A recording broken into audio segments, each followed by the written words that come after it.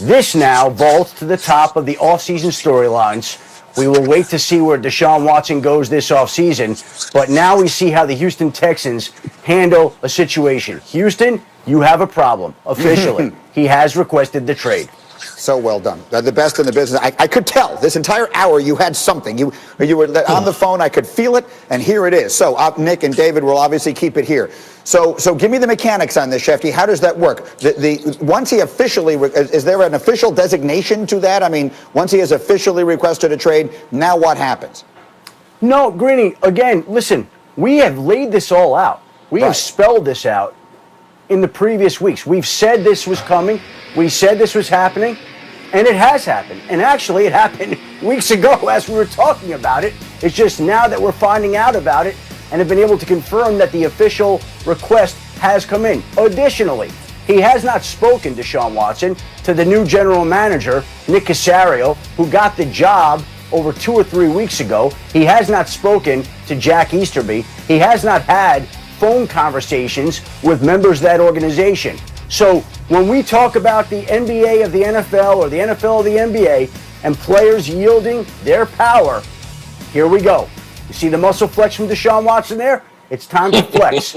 Now the Houston Texans, again, will say that they don't want to trade Deshaun Watson. They're not interested in trading Deshaun Watson. But if Deshaun Watson is as dug in as we think he is, then they will trade Deshaun Watson. And he's got that no trade. So I don't think that Deshaun Watson can essentially dictate where he's going entirely, but he's going to have some influence here. If they want to trade him to a place he doesn't want to go, he can always say no. But I think he's going to be flexible and understanding, because the fact of the matter is he wants out of Houston, period, whatever that takes. So Shefty, what do we know, if anything, and if the answer is we don't know anything, that's fine, obviously. What do we know about where he is interested in going? If he has a list, do we know of any teams that are on it? Yeah, let me start that list by saying he wants out of Houston. I think that's it first and foremost. Right. And then, if he's going to have his choice, I'm sure there are a lot of teams. Look, Chris Mortensen was the very first person to link Deshaun Watson to the Miami Dolphins. He was the first person to put that out there. Now, I'm not telling you that that's where he'll be, but I would be comfortable in saying that I'm sure, is a place that would appeal to Deshaun Watson. But we can go through the list here right now, Greeny. And again, we've told you the quarterback carousel is going to spin. So here it comes, right? How about New Orleans?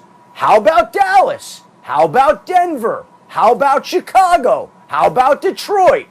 How about Washington? How about the Jets? How about any one of these teams? You tell me where he's going, and that carousel will keep spinning on and on, around and around.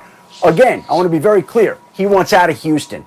He's made that very clear. And the fact that they've now hired a head coach with the idea that hopefully he can convince Deshaun Watson to stay, breaking news, not going to happen.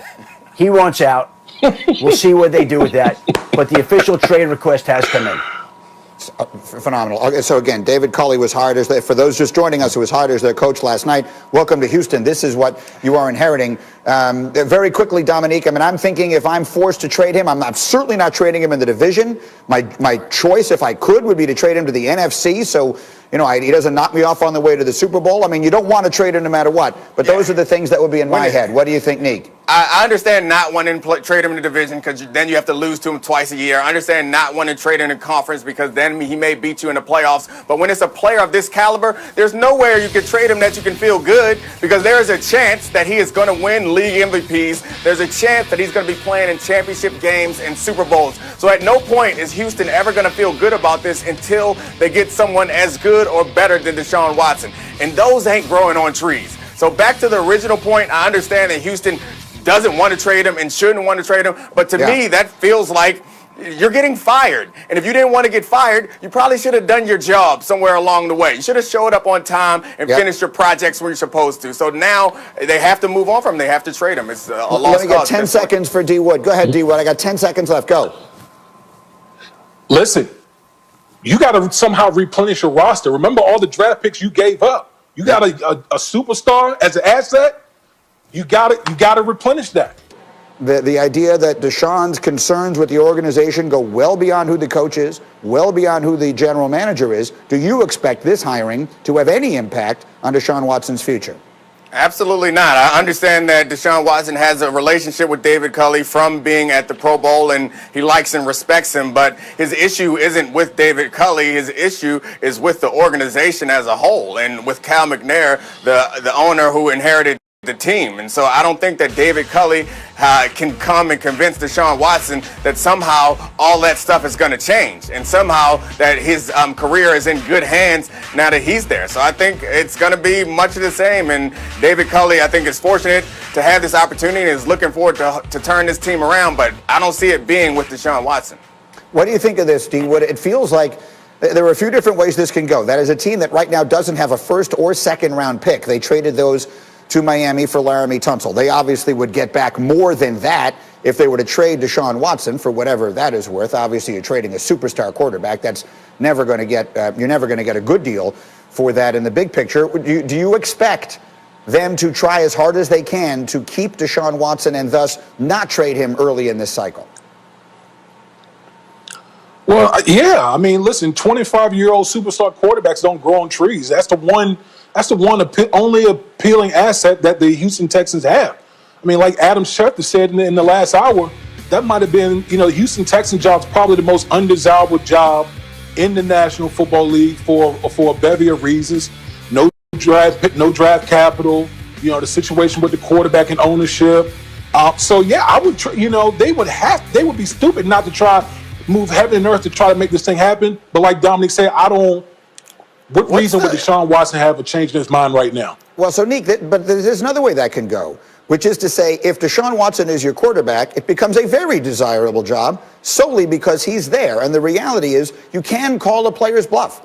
Deshaun Watson doesn't have the option of going to another team on his own. Basically, they can try to force their hand, but they don't have to allow it to be forced.